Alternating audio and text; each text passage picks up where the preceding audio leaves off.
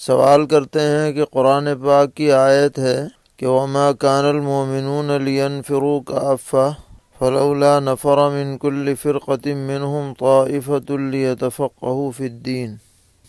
جس کا ترجمہ یہ ہے کہ تمام ایمان والوں کو ایک ساتھ جہاد کے سفر پر نہیں جانا چاہیے۔ ایسا ہونا چاہیے کہ ہر فرقے میں سے ایک جماعت جہاد میں جائے تاکہ وہ دین میں تفقہ حاصل کرے۔ تو پوچھ رہے ہیں کہ اس میں نفر پر تفقہ فی الدین کی بات کہی گئی ہے، اس کا صحیح مفہوم کیا ہے اور نفر سے تفقہ فی الدین کیسے آئے گا؟ جواباً عرض ہے کہ اس آیت کی مختلف تفسیریں کی گئی ہیں۔ دو تفسیریں خاص طور پر قابل لحاظ ہیں۔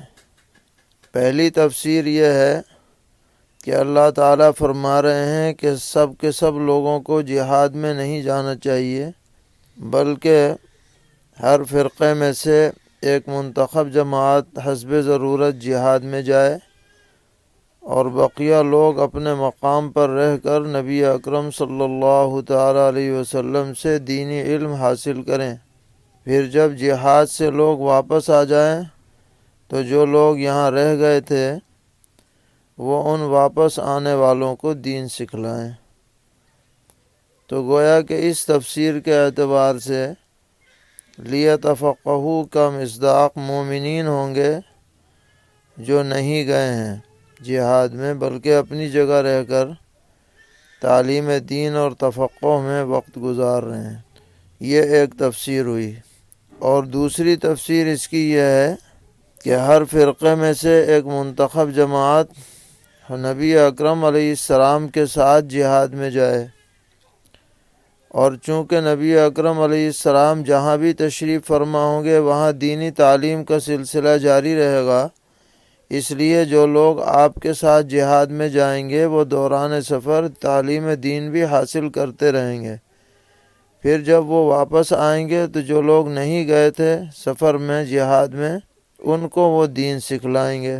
اسی طرح دوران سفر وہ جو اللہ کی نشانیوں کا مظاہرہ دیکھیں گے، قدرتوں کا مظاہرہ دیکھیں گے، اس کے بارے میں بھی لوگوں کو باخبر کریں گے۔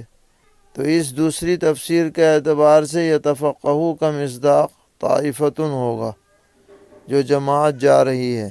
باہر صورت اس آیت کا پس منظر یہ ہے کہ پوری کی پوری جماعت کو تعلیم دین سے الگ ہو کر کے جہاد میں جانا یہ شریعت میں مطلوب نہیں ہے، بلکہ تفقہ فی الدین جیسے بھی ہو اسے حاصل کرنے کی کوشش کرنی چاہیے۔ اور ایک بات یہاں اور پیش نظر رہنی چاہیے، وہ یہ ہے کہ قرآن پاک کے مطالعے سے یہ بات معلوم ہوتی ہے کہ نفر کا جو لفظ بولا گیا ہے یہ جہاد کے سفروں کے بارے میں بولا گیا ہے۔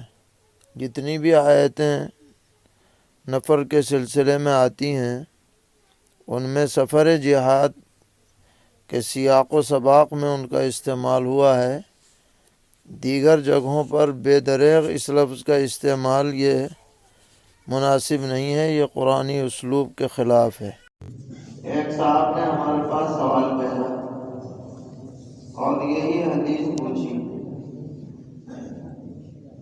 کہ اس میں یہ کہا گیا ہے کہ اگر فی سبیل اللہ، اللہ کے راستے میں تھوڑی دیر کھڑے رہو تو اپنے گھر میں 70 سال نماز پڑھنے سے کیا ہے افضل، جو کسی نے بیان کی۔ اور اس کو موجودہ جو تبلیغی نظام ہے اس پر فٹ کرنے کی کوشش کی، اور یہ حوالہ دیا کہ ترمذی کی روایت ہے، دیکھو صاف لکھا ہے اس میں اللہ کے راستے میں جو کھڑا ہو اس کو 70 سال گھر میں نماز پڑھنے سے زیادہ ثواب ملے گا۔ تو ہم نے ان کو جواب دیا کہ یہ حدیث آپ نے پوری نہیں لکھی، کہ جس نے بیان کی اس نے پوری بیان نہیں کی، اسے آپ پوری پڑھ لیجئے تو پتہ چل جائے، کیونکہ اس حدیث کا سیاق و سباق جو ہے وہ صرف اور صرف جہاد کے سلسلے میں ہے۔ اب آپ پوری پڑھ لیجیے. اللہ تحبون ألا تحبون أن يغفر الله لكم ويدخلكم الجنة؟ کیا تم پسند نہیں کرتے کہ اللہ تمہیں معاف کرے, تمہیں جنت میں داخل کر دے؟ اس کے بعد پڑھیے اغزوا في سبيل الله من قاتل في سبيل اغزوا الله. فی سبیل اللہ. اسی حدیث میں حضرت کیا فرما رہے ہیں؟ جہاد کرو, غزوہ کرو, جنگ کرو اللہ کے راستے میں.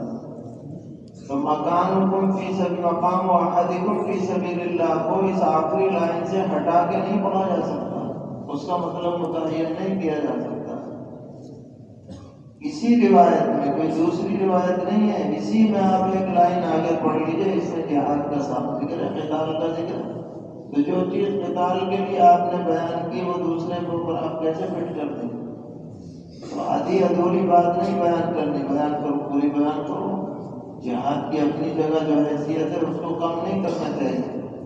تنظیم اور جماعت اور ترتیب اصل نہیں, حمیتاً میں آ جائے گی کہ بس آپ دین کے لیے کام نہیں کر رہے, جماعت کے لیے کر رہے ہیں, تنظیم کے لیے کر رہے ہیں, ادارے کے لیے کر رہے ہیں, افراد کے لیے کر رہے ہیں, یہ نقصان ہے. اور تیسری مثال آپ نے دی کہ قاتل ریاء. ریا جو ہے ایک عام لفظ ہے, غیر اللہ کے لیے کام کرنا. اس میں شجاعت والی شکل بھی داخل ہے اور حمیت والی شکل بھی کیا ہے داخل ہے, اور اس کے علاوہ بھی شکلیں کیا ہے داخل. یہ مطلق لفظ.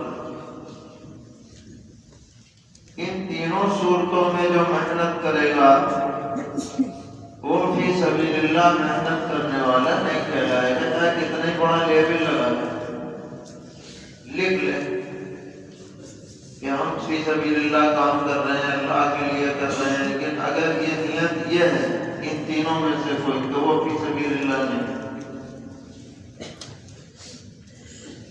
فی سبیل اللہ کب ہوگی؟ فَأَيُّ ذَلِكَ فِي سَبِيلِ اللَّهِ قَالَ مَنْ قَاتَلَ لِتَكُونَ كَلِمَةُ اللَّهِ هِيَ الْعُلْيَا فَهُوَ فِي سَبِيلِ اللَّهِ. جس نے قتال کس نیت سے کیا؟ تاکہ کلمہ خداوندی سر بلند ہو جائے, دین سر بلند ہو جائے, دین گھر گھر چلا جائے, دین ہر جگہ پر پھیل جائے, یہ نہ مقصد ہے, نیت ہے. فَهُوَ فِي سَبِيلِ اللَّهِ. زبان سے کہنے سے نہیں ہوگا, دل کی سمت کو ٹھیک کرنا پڑے گا, رخ کو ٹھیک کرنا پڑے گا. یہ حقیقت ہے جہاد کے سلسلے میں روایت آ رہی ہے, کیونکہ اس میں یقاتلوا کا لفظ موجود ہے, لیکن دین کی سبھی محنتوں کے لیے اسی پیمانے اور معیار کو پیش نظر رکھنا ہے. ہم چاہے تھوڑا کام کریں, چھوٹا کام کریں, لیکن ہماری نیت اگر اچھی ہوگی تو ہم کامیاب ہیں, اور نیت بگڑے گی تو برباد, صفر بڑا لٹو ہے, کچھ نہیں, چاہے کتنے دیکھنے میں اچھا لگ رہا ہو.